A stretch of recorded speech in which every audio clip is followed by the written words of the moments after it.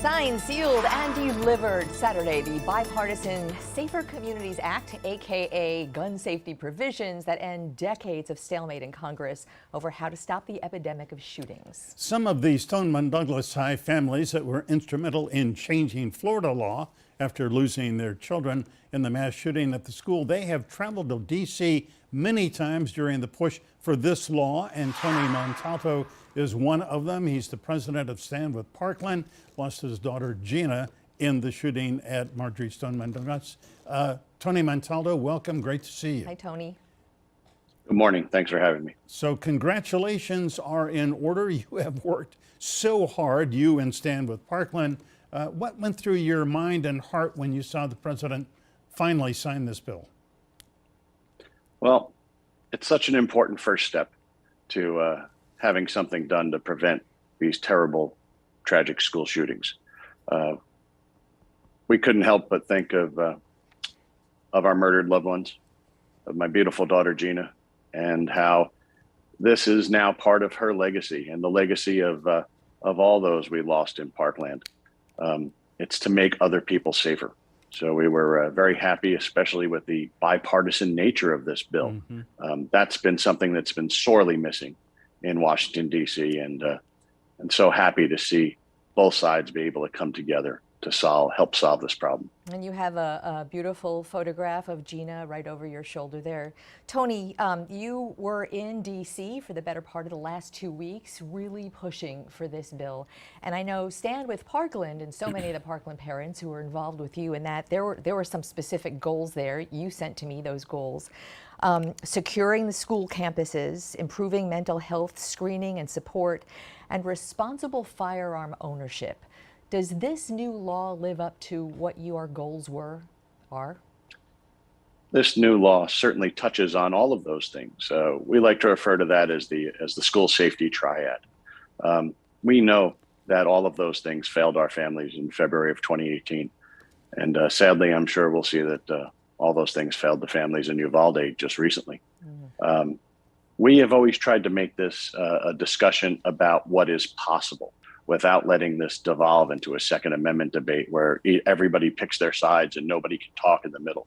We have seen this opportunity for compromise, very similar to what we did in Florida.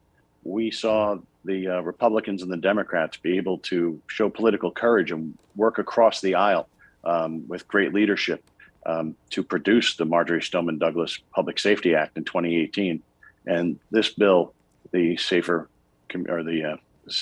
Bipartisan Safer Communities Act, certainly, I should say now law, certainly addresses all those things. Yeah, Tony, in 2018, that remarkable 3-week period where the legislature, because of you and the parents and sentiment throughout the state for some kind of law, and the really remarkable laws that were passed in 2018 was when Rick Scott was the governor.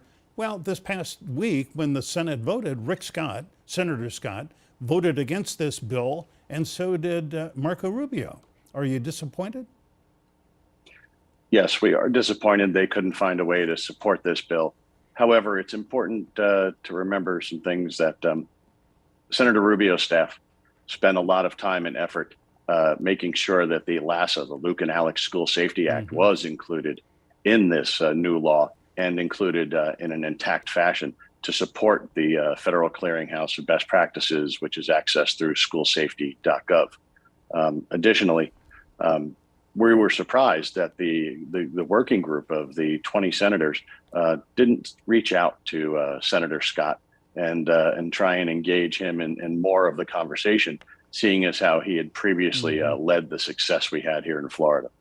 And earlier in this hour, I'm not sure if you were able to hear our conversation with Congressman Mario Diaz-Balart of Miami, who also voted against this legislation. And he said, while being very supportive of certain components of it, he also said he had some constitutional concerns. I don't know if you were able to hear that, but do you understand what might be concerning in a constitutional direction? Well, I wasn't able to listen to that, and quite frankly, we appreciate everybody being concerned about the Constitution, but we have to remember that the Constitution is a broad document, and it begins with the preamble. And the preamble is what helps define what our founders were trying to do when they did this. And among those things are establishing a common defense, not a personal defense, but a common defense, promoting the general welfare, and securing the blessings of liberty for ourselves and our posterity.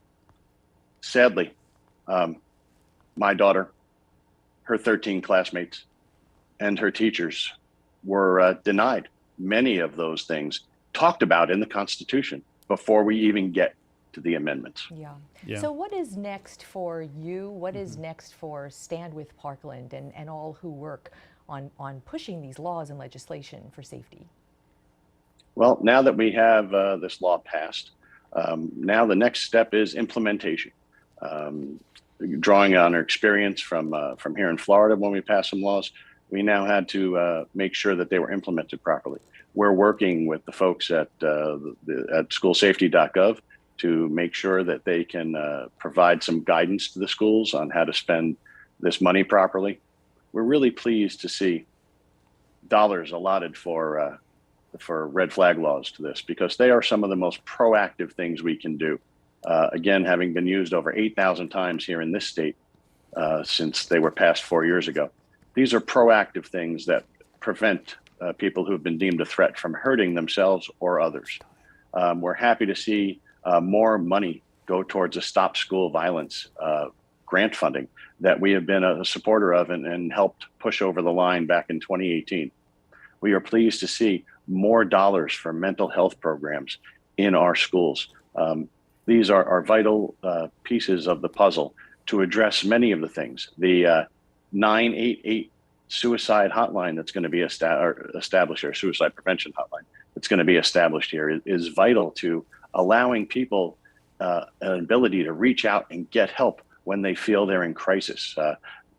Almost half the firearms deaths in the nation are through suicide. So this mental health component shouldn't be shortchanged as being not needed. No, absolutely. It's so comprehensive. Tony Montalto, always great to have you and your perspective, and we honor your hard work. So appreciate your time. Thank you, Tony. Congrats. Thank you very much.